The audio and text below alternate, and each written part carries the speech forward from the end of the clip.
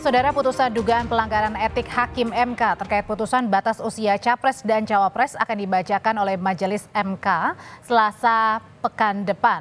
Ketua MK Jimli Asidiki menyatakan semua bukti dugaan pelanggaran etik Hakim MK telah lengkap dan Majelis MK segera merumuskan putusan.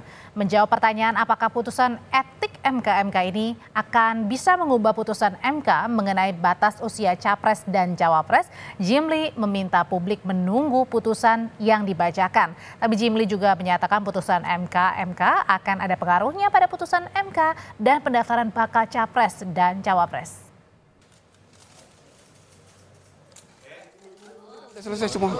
Udah selesai semua, tinggal kami merumuskan putusan dan itu butuh waktu karena semua laporan itu harus dijawab satu persatu. Putusan MK ini bisa menganulir putusan? Ya itulah salah satu yang ditunggu-tunggu. Jangan dijawab sekarang, dijawabnya di Selasa. Nah, nanti tolong dilihat di putusan yang akan kami baca.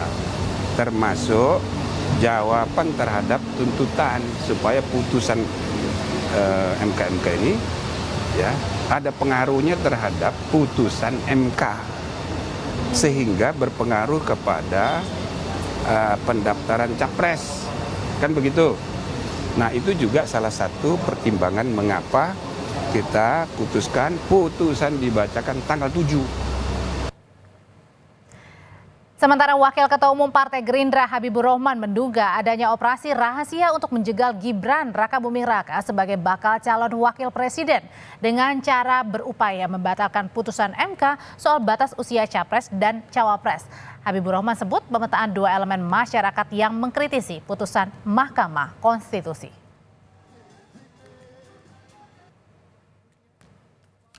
Sepertinya ada operasi rahasia yang intinya menggagalkan Mas Gibran ya, untuk menjadi cawapresnya Pak Prabowo ya, dengan melibatkan berbagai elemen masyarakat.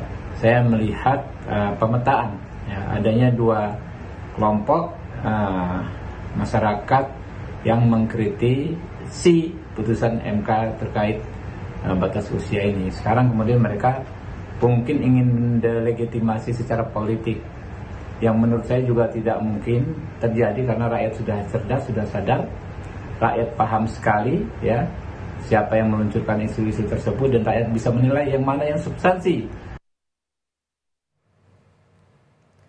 Setelah sebelumnya ditemukan banyak kejanggalan dalam putusan uji materi soal batas usia Capres-Cawapres, apakah putusan Majelis Kehormatan MK berpotensi menjegal jalan Gibran Rakabuming Raka jadi Cawapres? Lalu bagaimana juga pengusung Gibran merespon hal ini? Kita kupas bersama dengan Bivitri Susanti, pengajar STHI Jentera atau Jentera Institute, dan Wihadi Wianto, jubir tim pemenangan Prabowo. Selamat petang, Pak Wihadi, Mbak Bivitri. Selamat petang, selamat petang, Bivitri. Oke, saya mau ke Mbak Bivit dulu. Mbak Bivitri, jadi apakah Anda yakin bahwa putusan MK ini dapat menjegal atau menganulir putusan MK sebelumnya soal batas usia Cawapres? Secara prinsip memang putusan MK itu tidak bisa memutus terhadap putusan 90 ini yang kita persoalkan. Tapi kami memang sedang mencarikan suatu cara supaya ada implikasi dari putusan MK ini terhadap putusan 90. Tidak dengan cara langsung begitu ya, misalnya menyatakan batal dan sebagainya, memang tidak bisa. Tapi bisa saja paling tidak ada pernyataan yang tegas bahwa putusan 90 ini bermasalah karena ada benturan kepentingan. Nah, jadi itu yang harus dipegang. Bagi kami persoalannya bukan sekedar ingin menjegal Gibran atau siapapun, tapi persoalan bahwa MK itu sudah dirusak cara dia bekerja dan perannya dan bahkan tugas konstitusionalnya itu sudah rusak dengan adanya putusan 90 ini. Karena kita bisa lihat, kita sudah eksaminasi itu, dokumennya sudah beredar, banyak sekali kejanggalan kalau kita lihat penalaran hukumnya, karena kan tanggung jawab dari Mahkamah Konstitusi itu bisa kita lihat dari penalaran hukumnya. Nah, jadi tujuan kami sebenarnya di situ, kenapa dia harus punya implikasi pada putusan 90. Dan ini bisa, Mbak, dengan misalnya menyatakan dengan tegas bahwa Mahkamah Konstitusi, jadi dikembalikan lagi misalnya ya ini salah satu cara, segera memeriksa ulang pasal 169 huruf Q itu dengan posisi yang sekarang sudah berbeda, karena bayangkan tadinya 54, tapi dengan segala kejanggalan itu sebenarnya yang bisa terjadi 44 atau bahkan sebenarnya 62 begitu ya. Jadi itu tentu saja implikasinya jelas karena adanya benturan kepentingan secara hukum itu dalam Undang-Undang Kekuasaan Kehakiman juga sudah disebut sebenarnya ya kalau lihat bobot Mbak Bivit. draftnya. Tapi menurut Anda dari kejanggalan-kejanggalan yang sebelumnya juga sudah disebutkan oleh Pak Jimli ya, Ketua MK ini, apa sih yang paling banyak yang bisa membatalkan putusan MK jika benar terjadi? Apa faktornya dari kejanggalan itu? Ya kejanggalannya sebenarnya banyak sekali. Yang jelas kan yang masalah benturan kepentingan ya, dan implikasi pada putusan adalah misalnya legal standingnya pemohon. Misalnya ya, biasanya MK itu ketatnya luar biasa. Nah sekarang bagaimana bisa seseorang yang mengidolakan Gibran Rakabuming itu diakui legal standingnya. Nah itu saja udah janggal. Terus perkara itu juga sebenarnya sempat ditarik. Biasanya lagi-lagi saya harus bilang biasanya, MK itu sangat strict. Kalau ada perkara yang sudah ditarik, dia akan berhenti untuk memeriksa. Nah ini pada weekend, hari Sabtu tuh, perkaranya dimasukkan lagi dan langsung dibahas. Tidak ada penetapan penarikan putusan.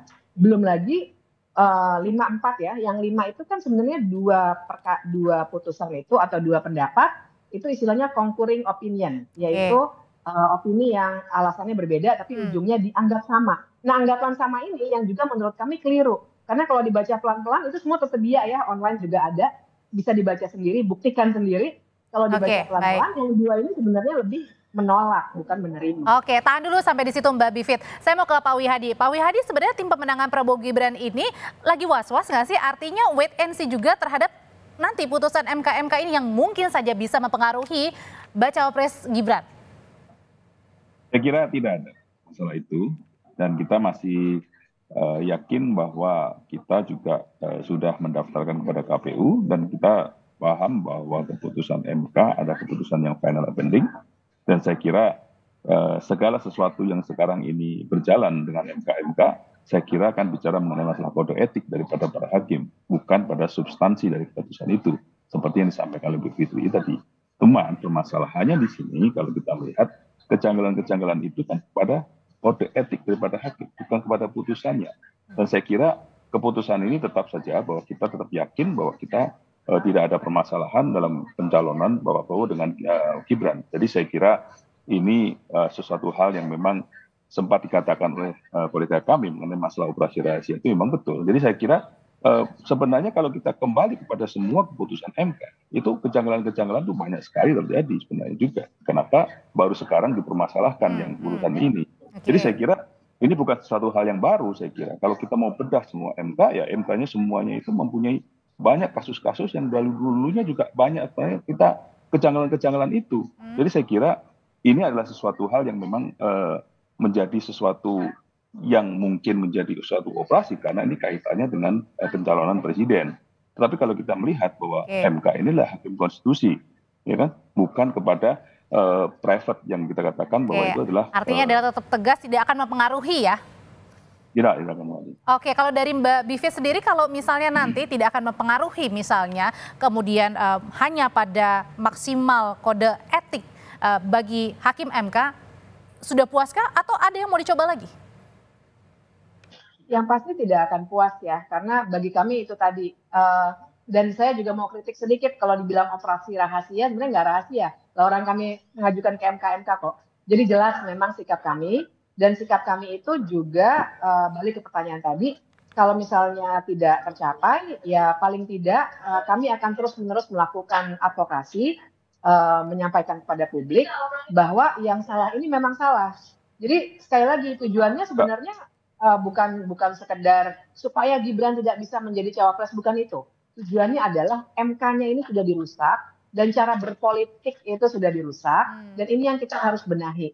Jadi kalaupun nanti ternyata Majelis Kehormatan MK ini tidak mampu atau tidak berhasil menanggung beban sejarah untuk memperbaiki demokrasi kita, paling tidak kita akan terus-menerus mendorong supaya model berpolitik dan model memutus Mahkamah Konstitusi yang seperti ini tidak menjadi suatu model yang baru. Bayangkan bahwa putusan MK itu kalau mau diluruskan lagi harus diberikan argumentasi hukum yang baik lagi. Nah sekarang ini udah kepalang rusak betul, artinya nanti ke depannya akan semakin banyak orang yang misalnya mengajukan batas usia apapun ke Mahkamah Konstitusi, yang seharusnya bukan tugasnya Mahkamah Konstitusi, tapi ke DPR dan pemerintah. Gitu. Belum lagi ada dissenting opinion ya, yang salah satu sudah disampaikan ke MK. Pak Wihadi ini mau ditanggapi, silakan. Nah gini, jadi saya kira kalau kita bicara mengenai masalah optimalisasi itu bukan pada keputusan MK-nya, tetapi bagaimana menjegal Mas Gibran itu untuk sebagai cawapres. Karena kita melihat, coba berarti lihatlah keputusan-keputusan MK semuanya itu juga permasalahan-permasalahan yang sebenarnya tidak tuntas juga. Jadi saya kira jangan kemudian keputusan ini secara politik dipakai untuk seakan-akan ini. Tapi kan tadi dibilangnya bukan pada penjegalan pencalonan Mas Gibrannya, tapi sistemnya di MK-nya. Nah, ya itulah yang namanya operasi rahasia. Karena bagaimanapun ada daripada tujuan rahasia yang dalam penjagalan yang dilakukan oleh ini. Jadi saya kira itu sudah kita katakan bukan suatu hal yang tidak seperti itu, tetapi sebenarnya arahnya seperti itu. Nah, itu yang dikatakan rahasia gitu kan. Jadi bukan sesuatu hal yang mengajukan secara terbuka itu adalah merupakan itu terbuka gitu kan. Ya. Jadi maksudnya operasi rahasia ini ada unsur politiknya di dalam tadi ya, kemudian untuk berupaya untuk membuat hal ini kemudian terus dilanjutkan. Usai jeda nanti akan dijawab oleh narasumber kami. Tetaplah bersama kami di Kompas Petang.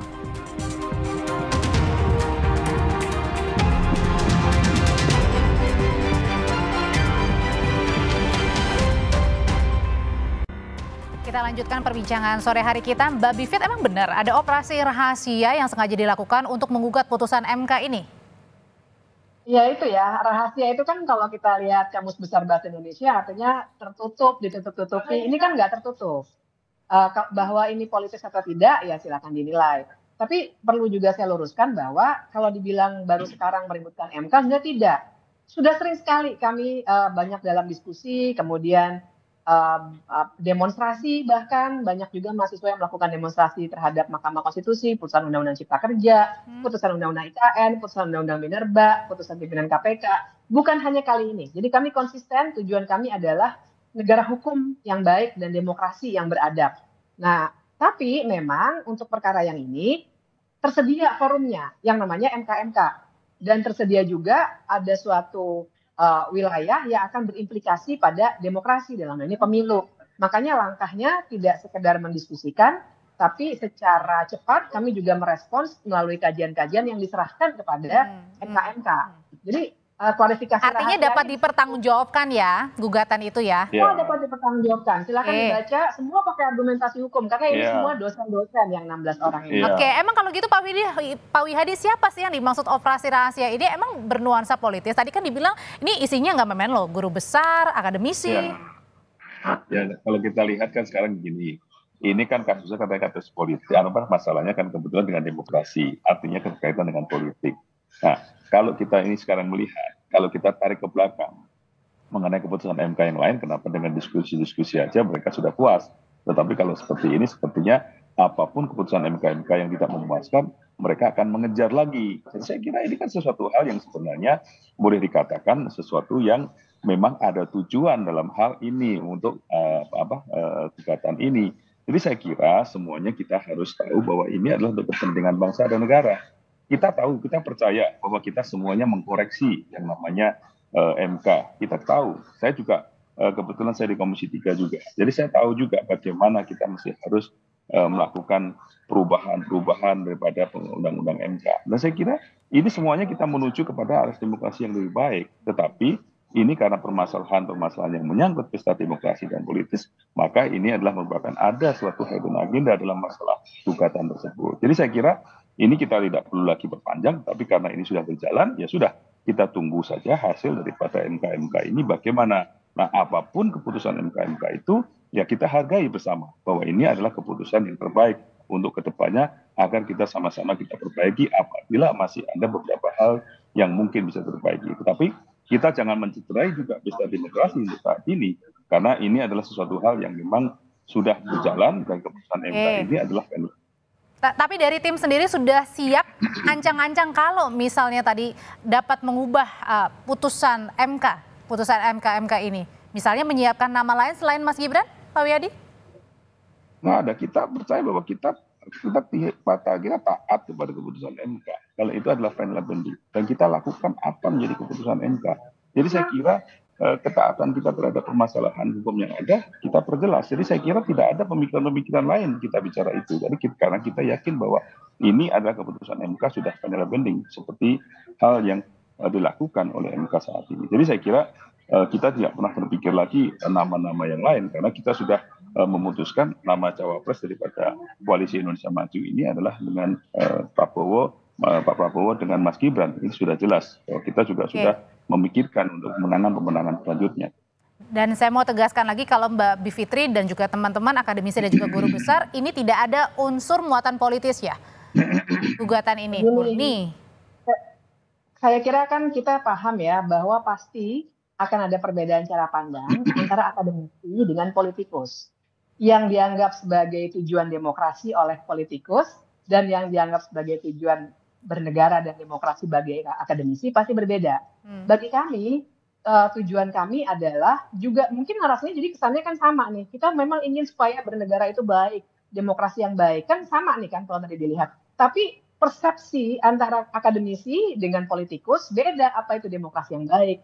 Bagi kami, demokrasi yang baik itu tidak hanya yang mengikuti secara ibaratnya taklid buta gitu.